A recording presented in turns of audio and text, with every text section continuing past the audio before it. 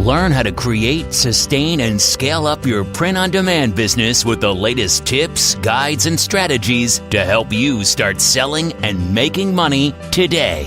Welcome to the Sales on Demand Show. And here's your host, Adam Schneider.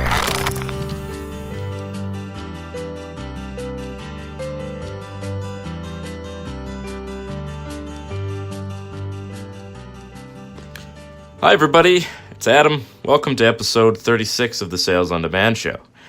Today we are going to be talking about selling on Etsy.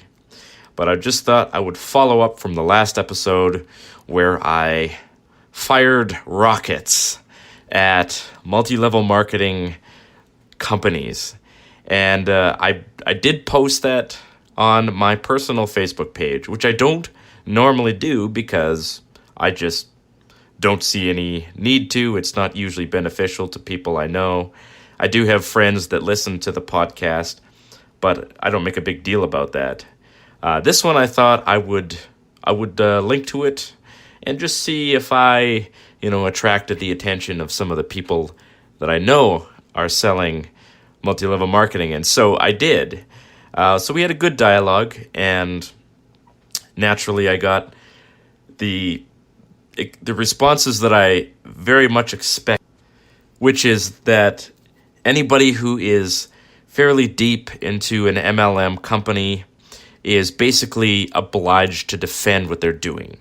So, naturally speaking, anytime that someone gets into something and they've sunk a lot of time, effort, and energy into something, they're going to defend the fact that they're involved in it, even when you show them using real numbers and real data and say, hey, listen, this isn't the best use of your time, or, you could do better than this. You will likely quit this in, a year or two. If you do something differently, you'll make more money. It doesn't matter, because these people they've sunk a lot of effort into this, and it's very hard for someone to quit when they feel like they've invested in something very deeply. But ultimately, the numbers don't lie. 99% of people who get involved in MLMs lose money, and the average actual income the median is $2,400 per year, which is not even a bottom of the barrel part-time job. When you consider that you've got to invest a significant amount of time talking to people and, basically sending messages to people, asking them to buy products, the payoff is just horrible. So, of course, yes, one of my friends, she was like, well, I'll show you my paychecks. And I'm like, listen, I know you're probably getting checks from these companies, but I know you're spending money to get that too. And how much of that money is coming from stuff that you bought? Also, if you're making $1,300 a month, how many people did you have to sign up underneath you to get to $1,300 a month? And if, the answer is more than 5, what about those 5 people that you've signed up underneath you? Okay, this is why they call these things pyramid schemes. The only way to make money is to constantly be signing up people underneath you. Again, I understand some people do make money with this, but most don't. The vast majority don't. Okay. That's all I'm going to say about that. Moving on. So, what's happening right now? Well, it's October 1st. And that means that quarter 4 has officially started.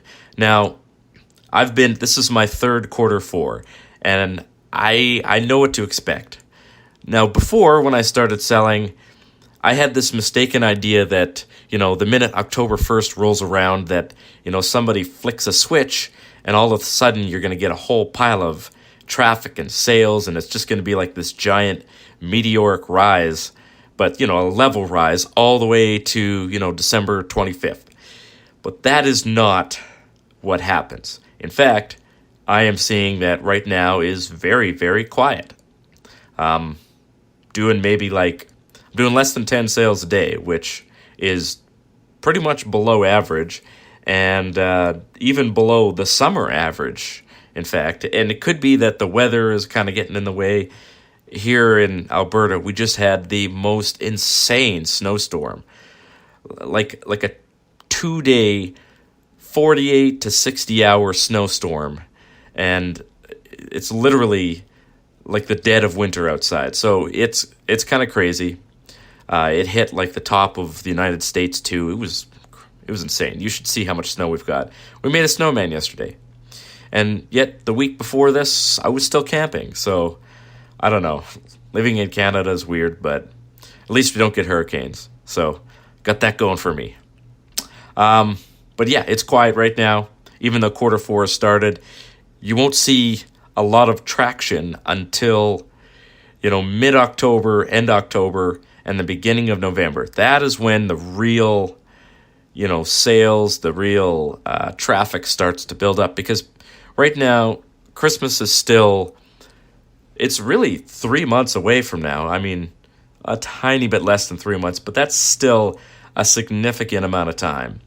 And there are very, very few people who are buying anything for Christmas right now. Maybe a couple of really early, crazy people are like, oh, I'm going to start shopping for my Christmas presents now. I don't know why. It's barely fall. 2 weeks ago, it was summer. So, yeah, the quarter four start, you're not going to see this massive increase in traffic. But right now is the time to start getting ready for that, because it happens very quickly. And if you're not prepared for it, well, you'll miss out on a lot of sales. And I mean a lot. Most print-on-demand sellers make somewhere between 70 and 80% of their money at the Christmas season. 70 and 80%. That is significant. And Etsy is a huge factor in this. Etsy is second only to Amazon in terms of the amount of buyers who are looking for gifts shopping on the platform. Amazon is obviously the best, but Etsy is basically the second place position, and it's really easy to use. So it makes really good sense for anybody who wants to make money and get started in this to get on Etsy.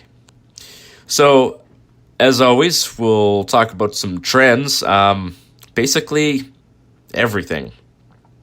So dive into any niche, no matter how good or bad you think it is. People ask this question a lot. What are some good niches? What are some good niches to sell in? A niche is like a category of people who might buy a product. So moms who are nurses, or moms who are emergency room nurses. A niche is never really as specific as you think. And you can get really, really specific. Like I said, moms, how about this? Moms who are homicide detectives. I mean, there's got to be a couple of them out there, right? Aunts who are homicide detectives. I mean, that's a very specific thing. But somebody out there is, probably searching for a gift for their aunt, and their aunt is a homicide detective, and maybe a Canadian homicide detective. I mean, that's really specific. So that's what I mean by a niche. It doesn't matter what you think is good or bad. And asking people if this is a good or bad niche is worthless. Nobody knows. Not even the people who have been selling these things for a decade would know. There is absolutely no way for anybody to know what's a good or bad niche. The only way to find out is to test it. And this is where we get into basically just launching designs blindly. I know that it's frustrating to think that, 70, 80, 90% of things that you do are not going to pan out, but that's kind of how this works. Now, it's not even as bad as that. I've gone and looked through my stats just to see what kind of ideas have been selling for me on Etsy, and I'm surprised to find that at least 50% of the things that I've listed on Etsy have had at least one sale. So, if you were calling this like a part-time job and you spend, 5 to 10 minutes creating one listing, which if you're using an integration, is less than that. Maybe 5 minutes. If you get fast at this, you can do it 3-4 minutes. So you create that listing, and you make $7 from one sale. I mean, that is a huge return on investment. Most people are probably not going to be that fast, but even, let's call it 10 minutes. I mean, making $7 for 10 minutes of work is like, I don't know, $40-50 an hour if you were, averaging it out by hours. And that's just what I've observed in my own Etsy store. And of course, one sale is the minimum number. A lot of them have made more than one sale. So the key is that you want to find that unicorn, that design, that phrase, that product that is just going to get traction and start selling. Last year, this happened to me. I had a couple of ideas that just seemed to catch fire, and I ended up selling somewhere in the neighborhood of 200 of one particular design, and I was just astonished at how well it did. Of course, I sent that for Amazon FBA. I mean, that is a given, but I fully expect that I will have something similar this year, and I even got in on it late. So now, of course, every year the things that are trending tend to change, right? So last year's trends might do okay this year, but there will be new trends. And the only way to really figure out what those trends are is to observe what's going on in the marketplace and start creating your own products. So let's talk about how to get started selling on Etsy. I understand a lot of people have challenges with the technical aspects of creating platforms, getting things listed. I totally understand that. I want you to understand the hardest part is getting started. For me, all of these issues are basically, they're nothing to me. If I needed to, I could probably create 20 or 30 listings in just a couple of hours on Etsy. I prefer to do them, less than that at a time because it gets tedious doing all the clicking and all this stuff. But all of the technical information is all stuck in my brain. And I see, I can look at all these platforms and I know exactly what I need to do, how to create a title, how to create the tags. But I understand when you first get started, all of this stuff is just like mind-bogglingly complicated. So listen, stick it out, okay? That's the hardest thing in the world to do is staying focused on something that is very, that you have no experience with and you're not seeing instant results from. So right now it's still pretty quiet, although we're coming into the Q4 busy season. You're probably not going to see a lot of instant results. Although if you're just getting started right now, it's actually a little bit better than getting started over the summer. So you need to just realize that you are not going to be able to, you're not going to make $1 million your first year. I've never seen anybody that did, super well their first year and then just stayed there. Everybody starts somewhere and then they get better from there. That's why this kind of business is so freaking awesome as a long-term thing, because it's so easy to scale up and get better, and doing double what you did the year before is actually not great. I mean, if you don't do double what you did last year as a seller, it means you're not working very hard. I'm running about triple to maybe 3.5 times what I did last year. And that reflects the fact that I did not work really hard on this year. I didn't create a ton of new listings. I'm kind of coasting on listings that I've made years ago that are still selling. They're selling okay, but in order for me to remain competitive, I'm going to have to keep creating new listings that, I'll add to the marketplace. Follow whatever trends are coming out.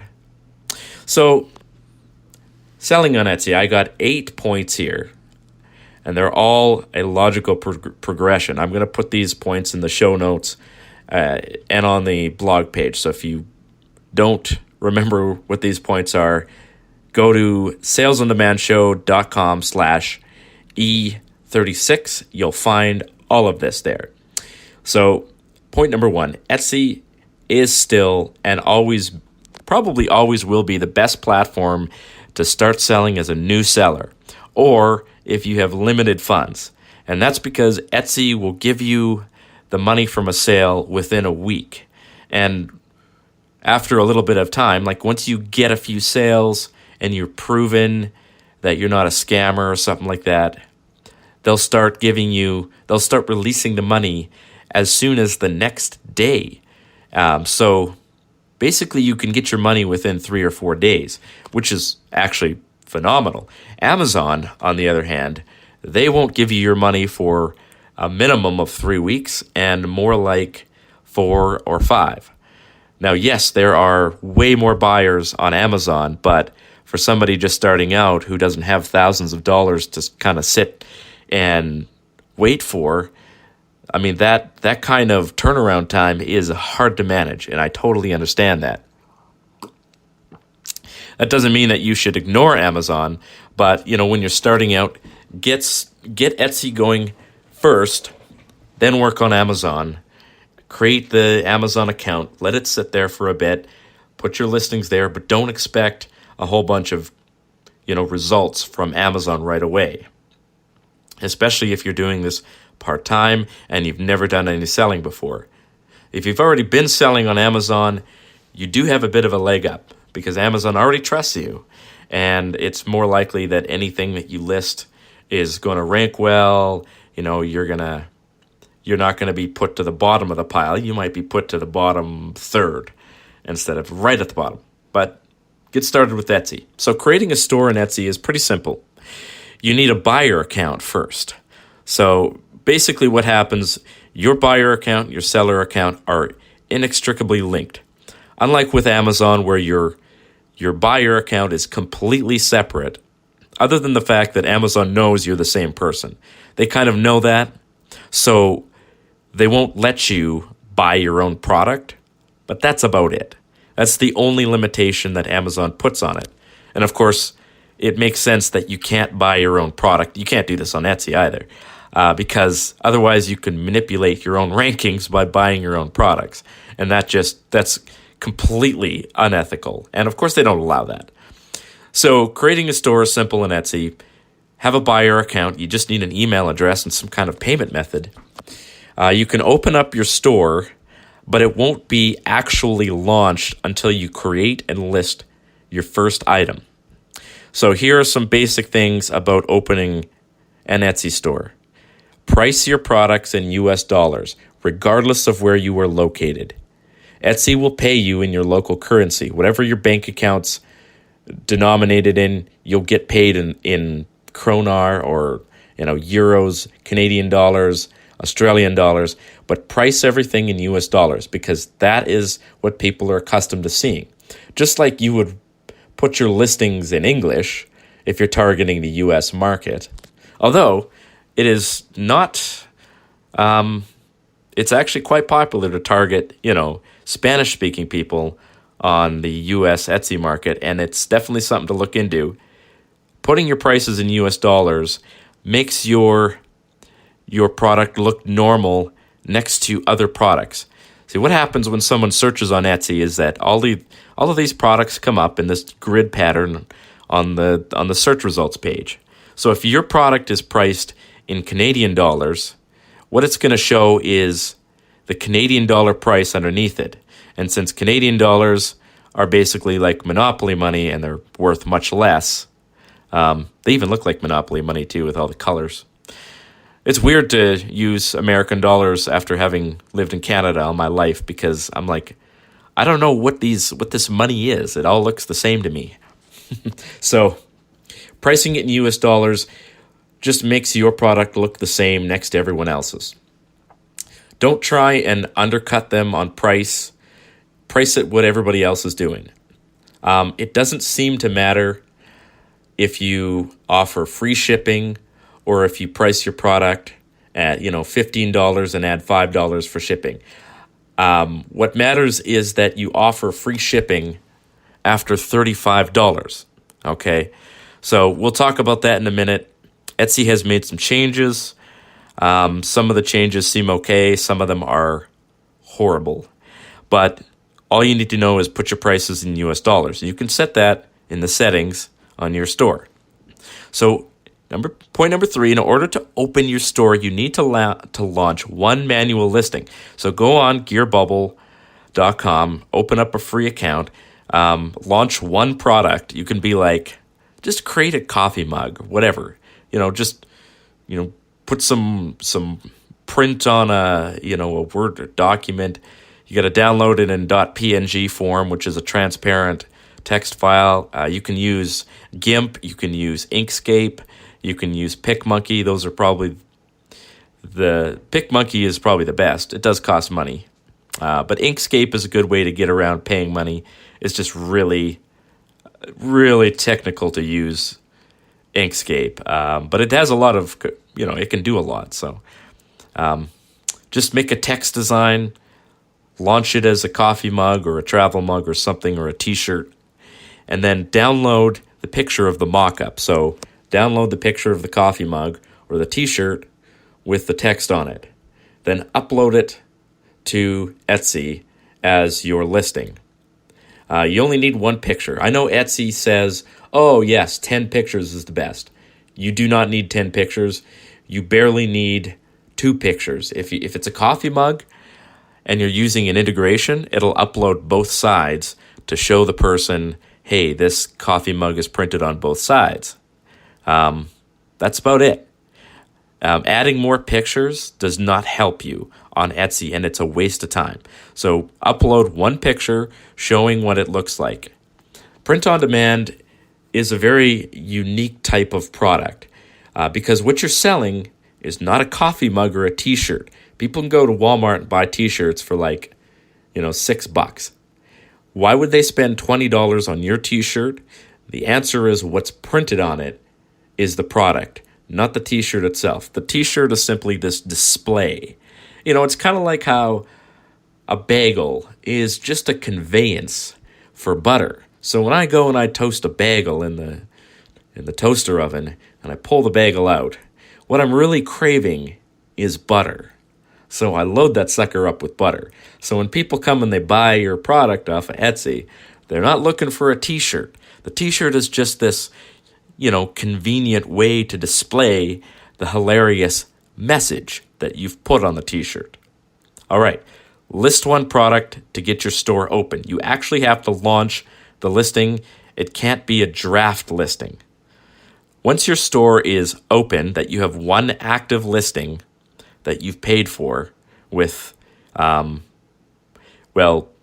sometimes if you open a store, Etsy will give you 40 listings for free.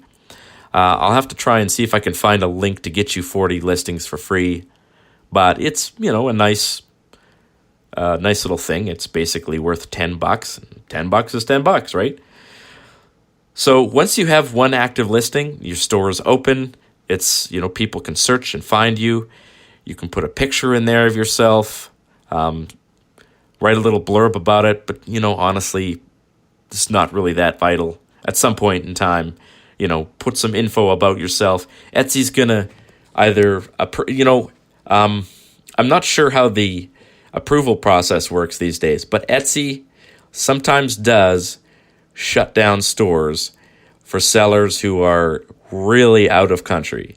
And this is just a precautionary thing.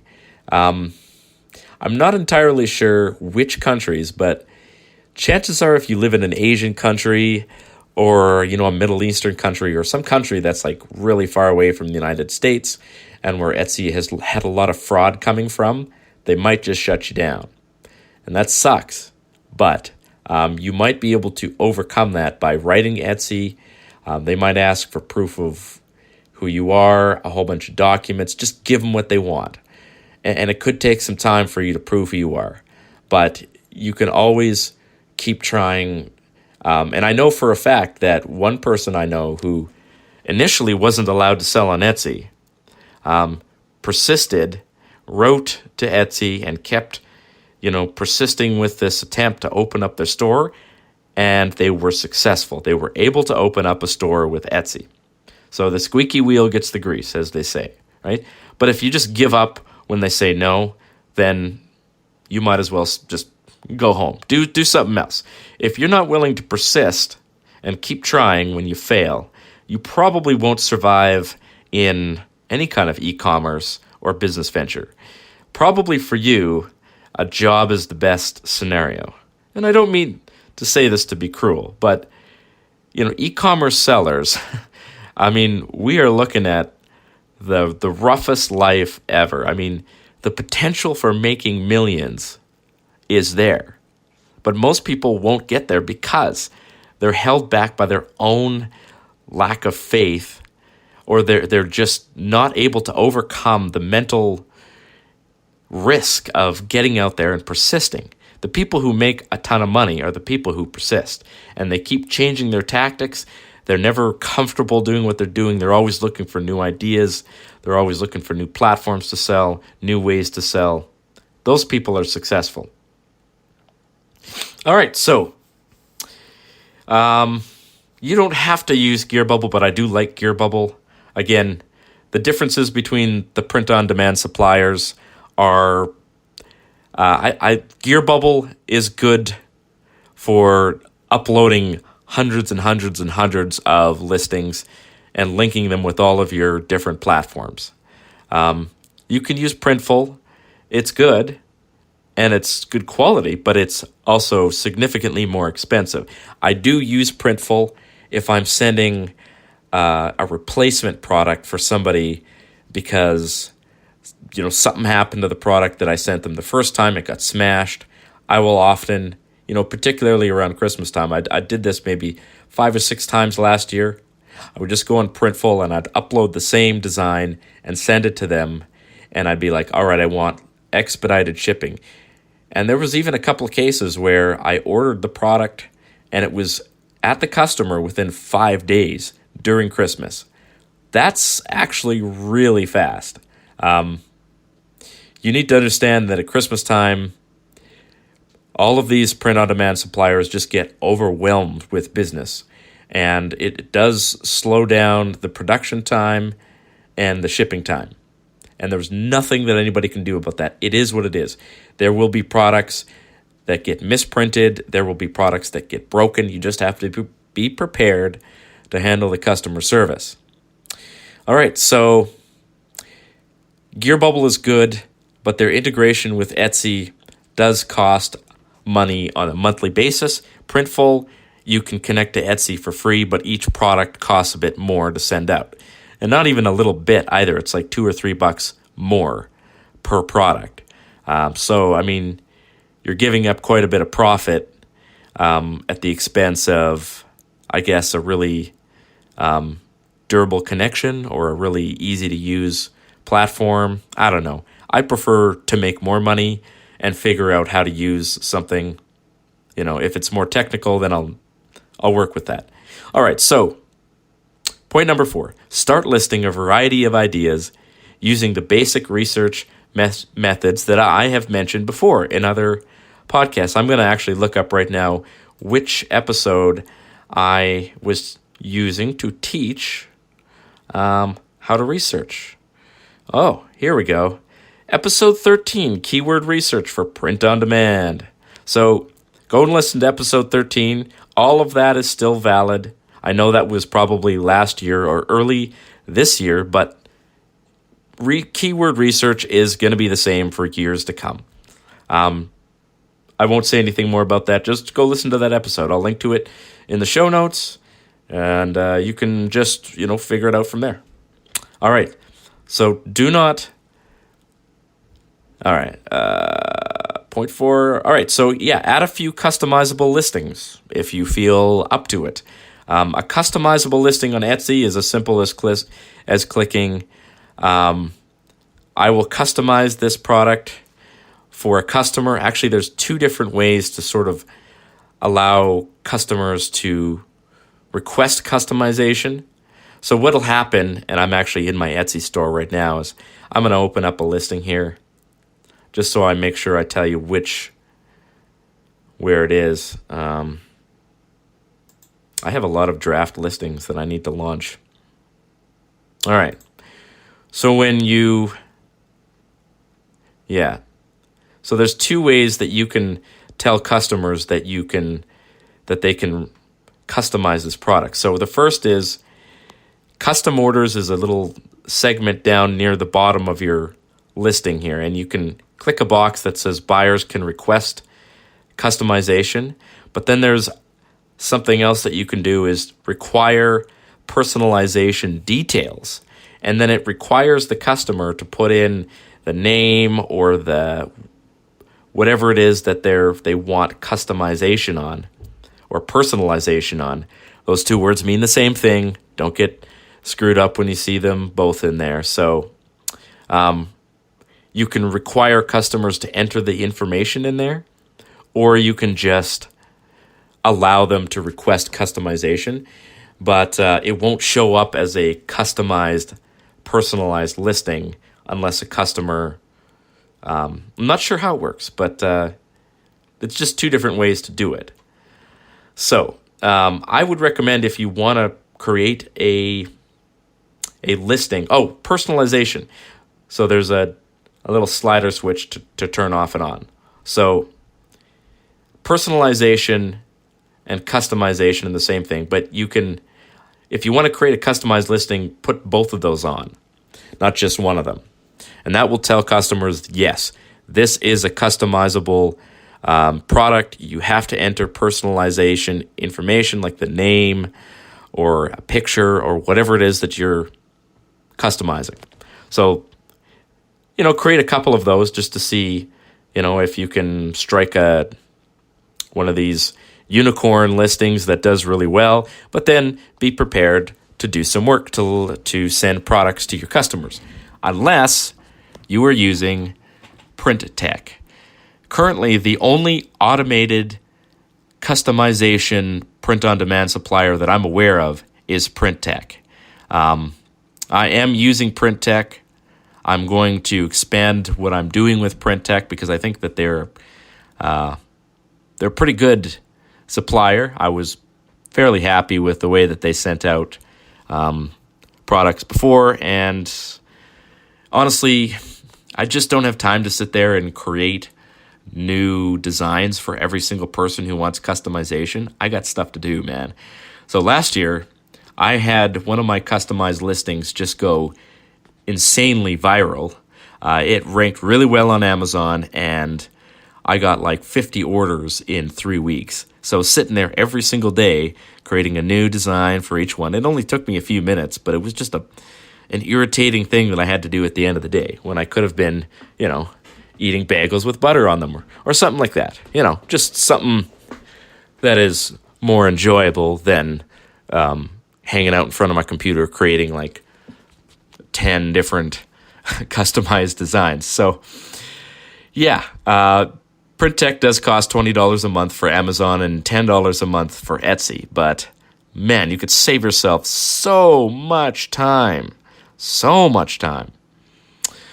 So that's all I'll say about customizable listings. So point 5 is advertising on Etsy. So this is one of the changes that Etsy made from last year. And I got to say, it is the most irritating change that I've seen them make.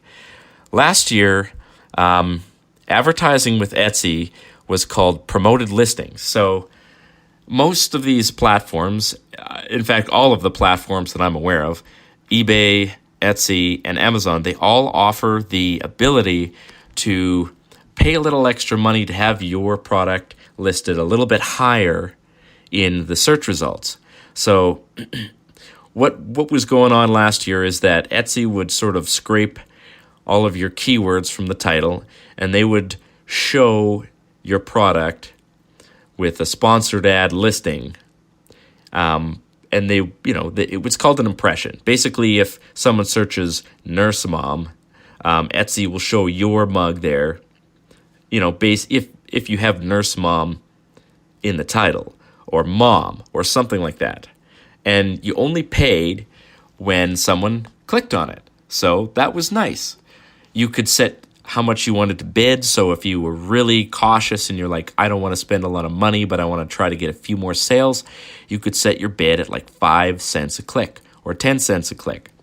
I was always doing about 20 cents a click because I had a couple of items that sold really well with paid advertising. And so I'm like, all right, I want to sell more of these. Even if I'm making a little bit less on each product, but I'm selling more, I'm okay with that. I'm okay with, making $4 profit on something and selling 20 of them over, making $7 profit and selling 10 of them. I'll take the extra 10 sales at $4. Thank you very much. $4 for free any day of the week. I'll do that. Twice on Sundays. All right, so paid ads basically got completely destroyed by Etsy. Now, Etsy has combined Google Shopping ads with their promoted listings system. They have, so basically Google Shopping ads is if you search something on Google, sometimes Google will show you a product that matches that search, right? Now, this is a real way to make money, and you can even use print on demand to do this, but you've got to do it, you got to be really, really intentional about how you do it, because Google will happily take your money and people will click on that product all day and not one person will buy it and you will still pay for all of these clicks. So about a month and a half ago, Etsy combined the Google Shopping campaigns with the Etsy promoted listings. Now they just show your product wherever, on Google, on Etsy, and you have no control over where it's being shown or how much you pay for a click. Now that was the only thing that made this profitable, was controlling the cost of it. So I have been experimenting with the new Etsy ads, and my conclusion is that they are not profitable. I have been trying everything in my power to try and make them profitable. I might turn them back on again with a very low spend, like $3 a day, closer to Christmas. So maybe in November I'll turn them back on again, and I'll be like, all right, $3 a day, that's all you're getting. But at the time being, right now, it is worthless. I have emailed Etsy twice, and I've been very blunt about the fact that this change is basically it's ruined the promoted listings program on Etsy. It used to be actually really good. You could make a lot of money with promoted listings. But right now it is just completely worthless. And Etsy seems more focused on trying to get ranked higher on Google than they are on actually getting their sellers sales. Now, I'm not 100% sure if that's actually the case, but I can tell you that I'm looking at numbers on my screen right now, 124 clicks and 0 sales. That's worthless to me. I don't need that. So I've turned my ads off for now, and I may turn them back on again when we get closer to Christmas, because you know what, I like to experiment with things, and I'm okay with losing a couple of dollars if I'm making money to cover that. But for the time being, advertising on Etsy is basically a waste of time. You'll just blow a whole bunch of money and you won't make any back. All right, so create a good title. Make sure that you use short phrases like nurse, mom, gift, and it is okay to repeat those words in the tags. In the title and in the tags. So Etsy uses an interesting and weird system that is very different from Amazon, where Amazon takes all of your words and basically combines them all to try and guess what your product might be about. Etsy wants you to tell Etsy what this is. All right, so if that doesn't make any sense, follow the following advice. Create a good title with short phrases like nurse, mom, gift, and then put a comma or something like that, and then do gift for mom, Christmas gift for mom, mom birthday gift. Just try that out. Make sure you're specific about what the product is. Nurse, mom, coffee mug. Put that right at the beginning, because the first few words in your title are the most important. So even if your title has just 4 words in it, make sure that those 4 words are what it is. It's a coffee mug or a t-shirt or whatever, a travel mug, and then who it's for. A nurse mom, emergency worker mom, EMS mom, whatever. I know I use mom as an example a lot because people like to buy gifts for their mom. Make sure you repeat those in the tags. So Etsy lets you put 13 tags in there. Make sure you repeat those phrases in the tags. I know that seems like duplicating effort, and it totally is. I don't know why it's there. I don't know the purpose of it. It's just what Etsy does. Just like the Etsy promoted listings thing, Etsy just has these weird things that they do.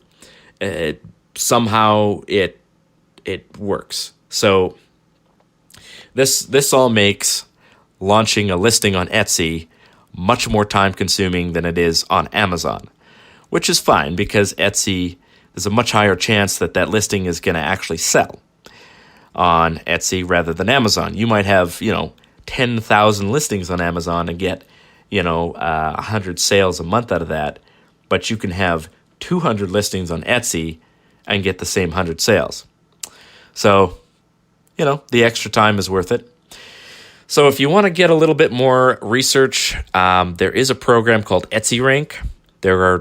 I believe there is a free version. There is also a paid version.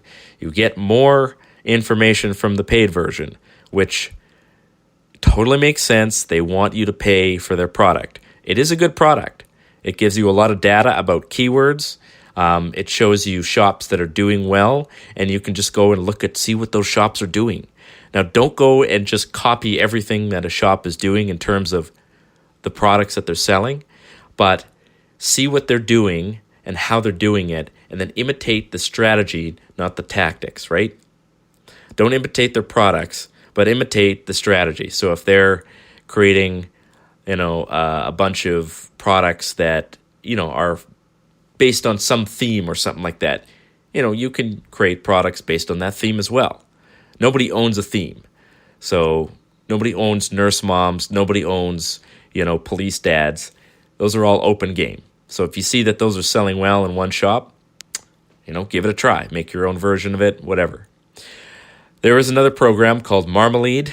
I do not use Marmalade, and I don't recommend it. I have not found it to be very useful. It's another keyword tool. But for some reason, it seems to give you less information, and it costs more. So I'm not sure what that's all about. Marmalade, not very useful. Etsy Rank, fairly useful. So the last point, I'll leave you with this, and I know I'm at 45 minutes here or thereabouts, but I really want to get you a head start on selling on Etsy, is that you need to have consistent activity for Etsy to really take you seriously.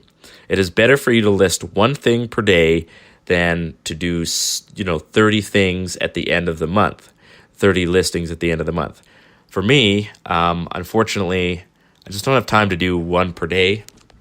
So I usually do a weekly thing. I'll do like 3 or 4 a week. Etsy is not my major focus right now. I do use Etsy, and I did pretty well on Etsy last year. So I'm expecting that Etsy will be kind of like this background noise of activity, making good sales, hopefully I'll be doing, around $15,000 for the Christmas season. But honestly, I don't have time to commit to Etsy. And one of my pet peeves about Etsy is that customers are always messaging you. And that's just how customers on Etsy are. It's what they do. Like, they'll message you and be like, hey, can I get this in purple? Can you make it say this? Can you change the font? Now, you can make a lot of money if you're willing to sit there and give the customers what they want. But there comes a point where it's like, it's not worth the $7 I'm going to make from you. And quite frankly, when I see someone who's really demanding, I'm more likely to be like, I can't help you. Because if somebody is that picky about the color they want, chances are they're not going to like the product when they get it. Someone like that is just very hard to please. I don't want those customers. I want the customer who's like, all right, can it say Papa? I'm like, okay, yeah, it can say Papa. I send them the product. It says Papa. They're happy. They leave a good review. Done. That's fine. But if somebody's like, oh, I wanted this shade of purple. Oh, not that shade. A little bit lighter. And you're sitting there trying to make this thing exactly what they want, when realistically, it's not going to look like that when they get it. Because what you see on your screen is not what you're going to get when you get it printed. Everybody's screen is different. So I hate that. I hate it so much. But it is part of the game of selling on Etsy. It's a really hands-on, this is my shop. We're just a small business, It's not a way to earn $1 million, but it's a good way to get into print on demand. And there are lots of hungry buyers out there who just want to buy stuff on Etsy. Men and women, lots of women, but also men. So this is it. That's it for Etsy, guys. So if you want to learn more about how to sell on Etsy, I am part of a training program called the Low-Hanging System. And yes, this is an advertisement for the Low-Hanging System. But here are the benefits that you get, okay? Listening to my podcast is fine. You can probably get started and you can probably learn the basics. But there are so many different things that I really can't show you or teach you on the podcast. I do get a lot of messages from people who are confused about various things. I try and respond to that, but there's going to come a point this year where I'm just going to basically be like, I can't respond to any messages. I'm too busy. However, if you're part of the low-hanging system, you get access to a Facebook page where asking these questions gets answers. And I'm on that Facebook page a lot. It's a group Facebook page. There's so much valuable information on there that it's just, you're missing out if you're not part of some kind of training program. If you really want to do well in any business, you need to be part of a training program. It costs $300 to join. It's a lifetime affiliation. You get the course. If there's any changes, you get those changes as well, and you're part of the Facebook group. Plus, you get the integrations from Gearbubble with, I believe you get Amazon and eBay for a year. I don't know if you get Etsy for a year. It changes depending on how they're running it. But just the integration with Amazon is worth the money. Plus, I think you get 50 Gearbubble credits. Don't quote me on that. I'm not 100% sure. It does change bit by bit. But in any case, the integrations are basically worth the money. So click the link in the description, have a look, watch the sales page, and come join us. With that, guys, I'm going to bid you farewell. Have a great day. Cheers.